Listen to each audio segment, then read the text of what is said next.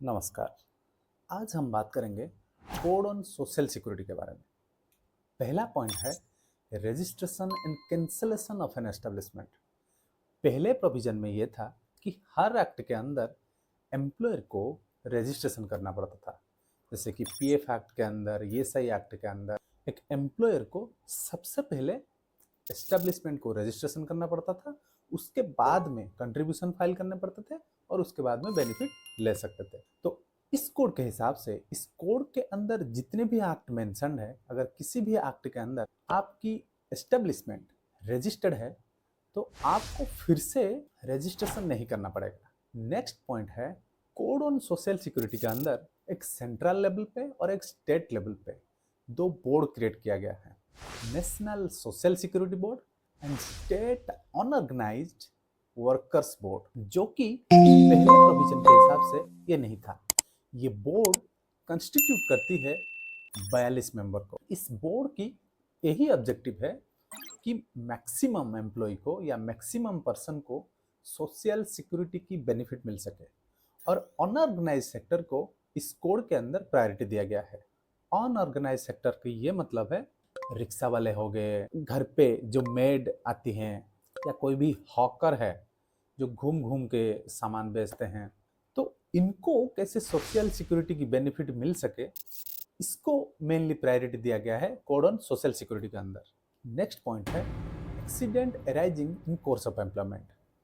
इस प्रोविजन के अंदर कोड ऑन सोशल सिक्योरिटी दूसरे पर्सन को भी प्रोटेक्ट करने की कोशिश करती है। मतलब अगर कोई भी एम्प्लॉई एम्प्लॉयर की परमिशन के हिसाब से ट्रैवल कर रही है और उसके चक्कर में उसकी एक्सीडेंट हो जाती है, तो यहाँ पे एम्प्लॉय तो प्रोटेक्टेड है ही, लेकिन अगला दूसरा पर्सन अगर उसकी कुछ इंजरी आती है तो उसको कैसे बेनिफिट मिल सके, जो कि पहले की प्रोविजन में नहीं था। नेक्स्ट है ईएसआई की प्रोविजन के बारे में। अगर कोई भी एम्प्लॉयर ईएसआई कंट्रीब्यूशन देने से फेल्यूर होता है या एक पर्टिकुलर एम्प्लॉय को इंश्योर करने से फेल्यूर हो जाती है, तो उस केस में ईएसआई की सारी एक्सपेंसेस ईएसआई कॉर्पोरेशन करेगी और बाद में एम्प्लॉयर को उसको कंप्लाई करना पड़ेगा, जो कि पहले प्रोविजन में ये नहीं था।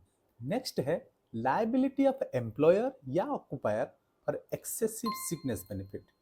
इसका ये मतलब है अगर फैक्ट्री की प्रेमाइसेस में कुछ इनसैनिटरी वर्किंग कंडीशन है या जहाँ पे एम्प्लॉय काम करता है वो वर्क प्लेस सही नहीं है, हाइजीन नहीं है, और उसके वजह से उसको कुछ लंबे समय तक कुछ ऑक्यूपेशनल डिजीज होती है, तो उसके सारे एक्सपेंसेस ऑक्यूपायर को उठाने पड़ेंगे या एम्प्लॉयर को उठाने पड़ेंगे। ये प्रोविजन पहले नहीं था। जैसे कि मैंने बताया, कोड ऑन सोशल सिक्योरिटी के अंदर मोस्टली अनऑर्गेनाइज सेक्टर को फोकस किया गया है और इसके वजह से बहुत सारी स्कीम डेवलप किया गया है इन सेक्टर की लोगों को बेनिफिट मिल सके। इसमें दो कैटेगरी है, एक सेंट्रल गवर्नमेंट की स्कीम है और एक स्टेट गवर्नमेंट की स्कीम है। तो सेंट्रल गवर्नमेंट की स्कीम के अंदर उन पर्टिकुलर वर्कर को लाइफ इंश्योरेंस या डिजेबिलिटी कवर मिल सके, दूसरा हेल्थ एंड मैटरनिटी बेनिफिट मिल सके, तीसरा एजुकेशन की फैसिलिटी मिल सके, और चौथा ओल्ड एज प्रोटेक्शन। और इसी तरह स्टेट गवर्नमेंट का भी वेलफेयर स्कीम है। तो स्टेट गवर्नमेंट की स्कीम के अंदर ये इंश्योर किया गया है प्रोविडेंट फंड मिल सके और उनके बच्चों को एजुकेशन फैसिलिटी मिल सके और उन पर्टिकुलर वर्कर की स्किल अपग्रेड हो सके, उसके लिए भी फंड जमा किया जाएगा, और एम्प्लॉयमेंट इंजरी बेनिफिट मिल सके और हाउसिंग फैसिलिटी मिल सके। ये सारे वेलफेयर स्कीम अनऑर्गेनाइज्ड सेक्टर की वर्कर को बहुत फायदा देने वाली है, और इन बेनिफिट को पाने के लिए कंट्रीब्यूशन देना पड़ेगा। तो ये contribution partly state government bear करेगा, पार्टली वर्कर खुद बियर करेगा। और एक जनरल वर्कर, एक गरीब वर्कर, इसको कैसे प्रोसेस करेगा और कैसे उसकी बेनिफिट को यूटिलाइज कर पाएगा, इसके लिए भी स्टेट गवर्नमेंट की एम्प्लॉय रहने वाली है, जो कि उन वर्कर को फैसिलिटेट करेंगे कि उनकी आधार कार्ड के थ्रू उनकी रजिस्ट्रेशन हो पाए और उनकी कंट्रीब्यूशन को टाइम टू टाइम जमा किया जाए, और टोल फ्री नंबर रहेंगी ताकि किसी का भी कुछ डाउट हो, कुछ ग्रेवेंस हो, वहां पे कॉल करके समाधान मिल सके। नेक्स्ट है इंस्पेक्टर को रिप्लेस करके फैसिलिटेटर रोल दिया गया है। पिछले जो एक्ट थे वहाँ पे गवर्नमेंट एम्प्लॉई खाली इंस्पेक्शन करके जाता था और सारे वायोलेशन को नोट करता था और एम्प्लॉयर को नोटिफाई करके चला जाता था। अगर एम्प्लॉयर उसको कंप्लाई नहीं करता था तो उसको पेनाल्टी मिलता था। लेकिन इस बार कहानी थोड़ी डिफरेंट है। एक गवर्नमेंट एम्प्लॉई इंस्पेक्टर की तरह नहीं आएगा या इंस्पेक्शन मेंटालिटी के साथ नहीं आएगा। वो आएगा फैसिलिटेट करने के लिए, यानी एम्प्लॉयर को या एम्प्लॉय को समझाएगा, काउंसल करेगा कैसे उसको कंप्लाई किया जाए और कहाँ पे उनकी डिफिकल्टीज है उसको समझेगा और उससे रिलेटेड सोल्यूशन प्रोवाइड करेगा। नेक्स्ट है maintenance of registered and returns. ये लगभग सेम है लेकिन पहले जो नंबर था उसके हिसाब से कम है, यानी अलग अलग एक्ट के हिसाब से आप रजिस्टर शो करते थे, नोटिस डिस्प्ले करते थे, रिटर्न्स भरते थे, लेकिन कोड के अंदर आप कंबाइंड रिटर्न भरेंगे और एक ही रजिस्टर के अंदर सारे प्रोविजन को आप इंक्लूड कर देंगे। नेक्स्ट है penalty for failure of contribution. इसकी प्रोविजन लगभग सेम है।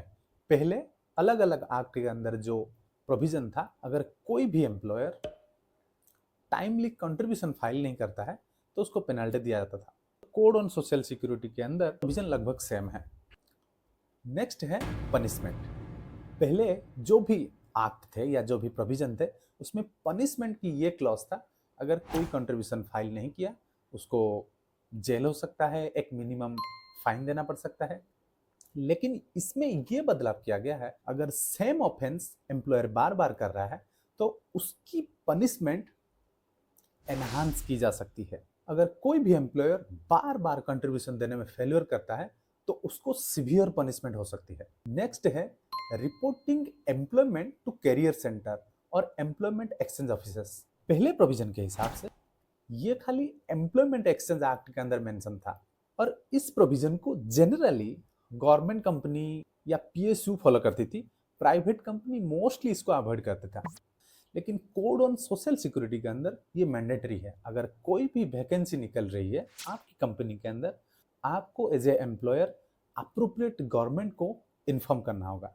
नेक्स्ट है पावर टू डिफर और रिड्यूस स्टैट्यूटरी कंट्रीब्यूशन। इसका क्या मतलब है? इसका ये मतलब है कोई भी पैंडेमिक के समय या कोई भी नेशनल इमरजेंसी के समय सेंट्रल गवर्नमेंट के पास ये पावर है वो स्टैट्यूटरी कंट्रीब्यूशन को रिड्यूस कर सके, जो कि पहले प्रोविजन के अंदर ये नहीं था। नेक्स्ट है मिसयूज ऑफ बेनिफिट्स। अगर किसी भी समय या किसी भी केस के अंदर या किसी भी कन्विक्शन के अंदर गवर्नमेंट को ये पता लगता है कि पर्टिकुलर एम्प्लॉई या कुछ ग्रुप ऑफ एम्प्लॉई सारे बेनिफिट्स को या कोई भी बेनिफिट्स को मिसयूज कर रहे हैं, तो उन लोगों को उसी समय उन बेनिफिट से डिप्राइव किया जाएगा। और ये प्रोविजन पिछले जो एक्ट थे वो बिट्स एंड पीसेस में थे, उसमें इतना क्लैरिटी नहीं थी, लेकिन कोड ऑन सोशल सिक्योरिटी के अंदर ये क्लियरली मेंशन किया गया है। आई होप इस एपिसोड से आपको नॉलेज मिला होगा, वैल्यू मिला होगा। अगले वीडियो में हम बात करेंगे इंडस्ट्रियल रिलेशन कोड के बारे में। तो थैंक यू, नमस्कार।